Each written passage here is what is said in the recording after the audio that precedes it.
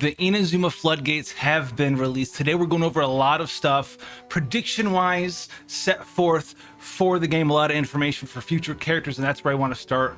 As well, we have new characters, new sets for artifacts, 2 new ones, and a bunch of new weapons that we can talk about here. Obviously, you're not going to see anything. It's all predictions. Remember what predictions means, right, guys? So let's get into it with the first thing, the different kinds of characters that you guys might be interested in. Now, there are a handful of new characters on the horizon. Now, we're going to be talking and going over about 6 or 7 of these real quick and what sort of characters they are. We don't know all of their skill details or anything like that, but I can tell you some of the stuff about them. So we have a pyro polearm character that is a male. We have an electro catalyst girl in the name of Yae. The pyro guy was Toma, by the way. Then we have Sarah, the electro bow user. We have Shogun, the electro, you've guessed it, once again, another polearm character. We have Kokomi, who's going to be a hydro catalyst character. Obviously, Yoimiya, who's going to be that new pyro bow character. We have Sayu, who's going to be the Anemo Claymore, of all things ninja. I don't know how that's, if I was that kind of a ninja, I probably would be using like shurikens and like kunai with chain and not a claymore, but that's cool, that's whatever. And then we have a Geo bow user on the far horizon. So that's a lot of characters. Are they all going to be coming out in Inazuma? Are they all going to be released eventually? Some of these guys might get scrapped, but those are some archetypes for you guys there. And once again, Toma is a male, and then the bow user is a male, but all the other ones are female. So if y'all out there waifu collectors, you're gonna be having a hard time. If you're a husbando dude though, you got 2 choices to be made. 2 choices. Obviously, Kaza isn't out yet, and he's a pretty cool samurai looking guy in his own right. So keep that in mind when you're looking for characters coming down the pipeline for Genshin Impact. Now we also have the Sayu and Yoimiya videos who, you know, there's a little bit more prediction in how those characters actually works. Check those ones out. Those came out yesterday. Now we have 2 very unique new artifact sets to be talking about here. Now this one is going to be called the Remembrance Note, tentative translation here, and the 2-piece gives you 18% attack power. Very simple, very simple. But here's the kicker, and here's why it's so unique. So when you use an elemental skill that does damage, if you have 15 or higher energy, you will lose 15 energy, right, from your elemental burst gauge bar.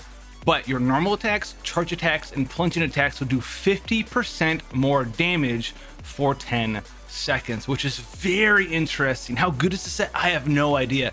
But you can think of the implications for this set, right?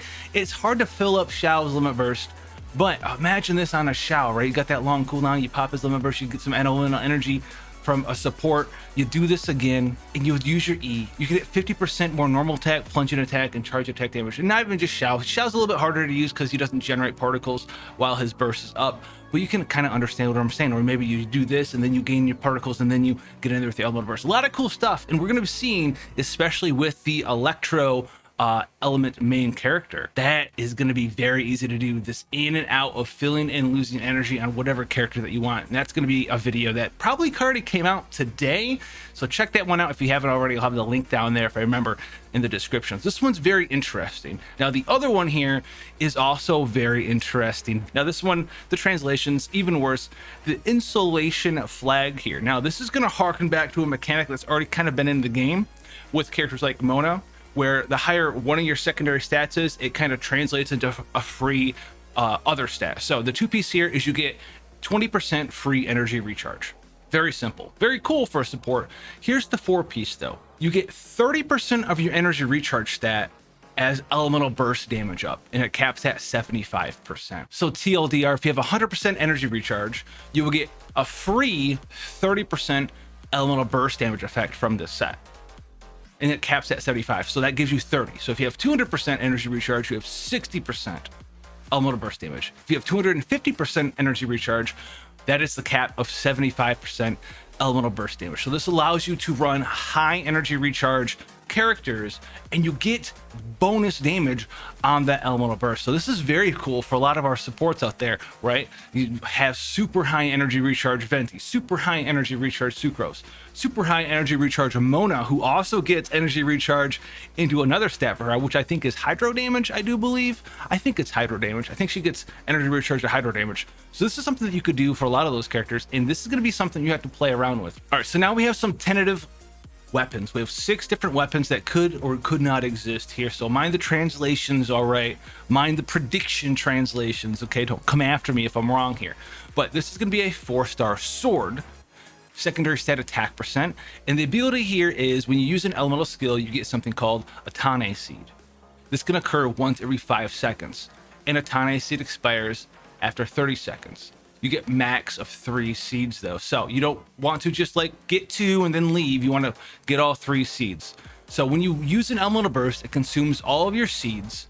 And after 2 seconds, you will gain a bunch of energy. So if you're at, refinement 1, you will get 6 energy per seed. So say you use your elemental skill 3 times at refinement rank 1, you pop your burst, you will instantly get 18 energy after that 2 seconds. If you're at refinement rank 5, you get 12 energy per seed. So you have this weapon on, you use your burst, you have max 3 seeds, 2 seconds pass, you get 36 energy back right away. This is a very interesting weapon, which ties back into them giving us more ways to just be masters of our energy between our characters. And there's going to be a character, like I said, the electro version of the main character is going to help you with that as well. So it's a very interesting weapon. Obviously the passive ability on it doesn't really do anything for you, and this is going to fill up a lot of people's elemental bursts right back to full, and they still have that cooldown on them. So the worth of this weapon, especially at max refinement, is going to be very dependent on who you're using it on. Like if they come up with a character that has an 80 constant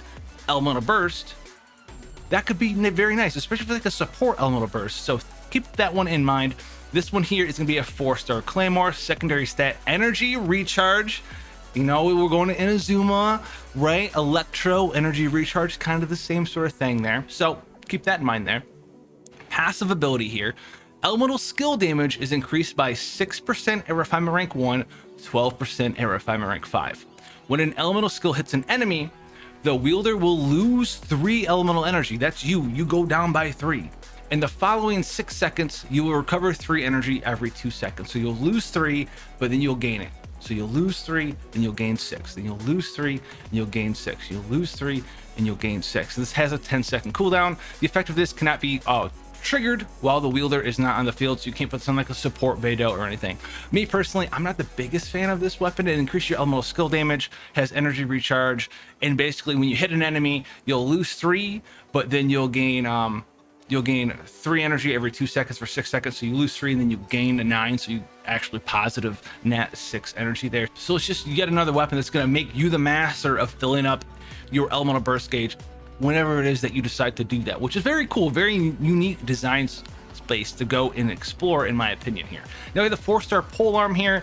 Secondary stat here is elemental mastery.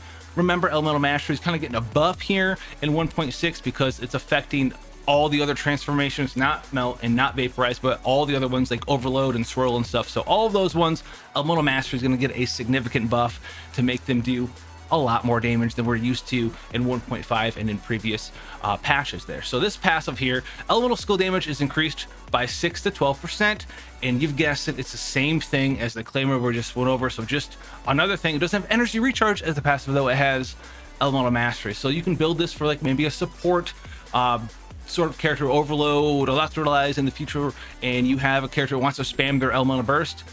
Hey man, every time you get in there, boom, get in there, lose your 3 energy, gain 9, net positive 6. Very cool that it triggers once every 10 seconds, so you can get 6 free energy every 10 seconds. They're okay. I don't want to say that they're super awesome. I don't want to hype them up so much there.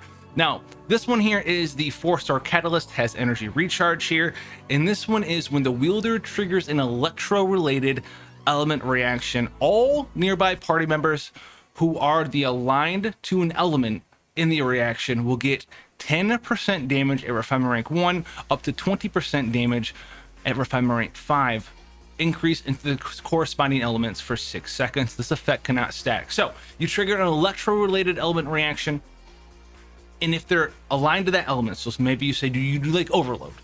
If you're pyro, you get this damage bonus, which is pretty cool. It's very similar to the archaic Petra set for the Geo, right? If you pick up a pyro Geo crystallization thing, then you do 35% more power damage. Very interesting. I don't know if this would beat out for like someone who's just wearing a catalyst to just hang out like Thrilling Tales of the Dragon Slayer. I'm not sure there. It's okay, it's all right, but right now not really losing my mind over it here. Now, then we have the 4-star bow. Secondary stat is attack percent here, and this one is very good. Okay, I like this one a lot. I like this one a lot, especially if you're someone who doesn't really want to spam your elemental burst. So this one, refinement rank 1, normal attack damage increased by 16%, charged attack damage increased by 12%. When the wielder's elemental energy is at 100%, so your elemental burst is ready to go, the effect will be doubled. And that's refinement rank 1. If you have this at R5, your normal attack goes up by 32% and your charge goes up by 24%. And if your elemental burst is ready and raring to go, that means you get 64% normal attack damage and 48% charge attack damage. That is wild to me. That is a wild, that's a wild effect. That is a wild effect for a 4-star weapon. Obviously it's 4-star. We don't have the base stats on it. We don't know how much secondary stat attack percent it gives you, but that is a very cool weapon. And now we have a 5-star weapon for you here. The 5-star bow, secondary stat crit damage. So we had the crit chance one before back in the day with the Skyward version, but this one is crit damage. The passive ability here gives you 20% attack, and then it also gives you something called stacks of flying thunder. When you have 1 stack of flying thunder or 2 stacks of flying thunder or 3 stacks of flying thunder, you will get 12 to 24 to 40% normal attack damage. Obviously 1 stack is 12, 3 stacks is 40. Now, how do you gain these ones? Normal attacks that deal damage, those stacks last 5 seconds. Elemental attacks from your elemental skill, 10 seconds there. All right. Not having full levels of energy, this stack goes away when your burst is full. And so you get 1 stack from normal attacking, then you use your elemental skill, then you have 2 stacks. If you use a normal attack again, you're still at 2 stacks from my understanding of this translation. But you also have that free stack as long as your elemental burst isn't full. So this is a very cool weapon. So you pop your elemental burst, it's no longer full, you automatically get that stack. You pop your E, you get that stack. Your normal attack, get that stack, you're at full stacks there. So 40% free normal attack damage. Obviously this is for the new 5-star pyro bow character. Very cool stuff there. Very awesome weapon to look forward to in Genshin Impact. But we all know how those banners go, and we all know how poor we get from those banners there. So let me know what you guys think about this stuff. You guys want to see more stuff for Genshin Impact? But Inazuma is looking very cool, very spicy, a lot of cool stuff to be looking forward to. I'm very hopeful for Inazuma. I know 1.3 and 1.4, I lost a lot of players. 1.4 kind of lost me for a hot minute. I didn't quit, but I didn't log in. But 1.5 and 6 and now 7 in the future are looking very spicy. So let me know what you're looking forward to, and I'll see you guys in the next video. Take care, guys.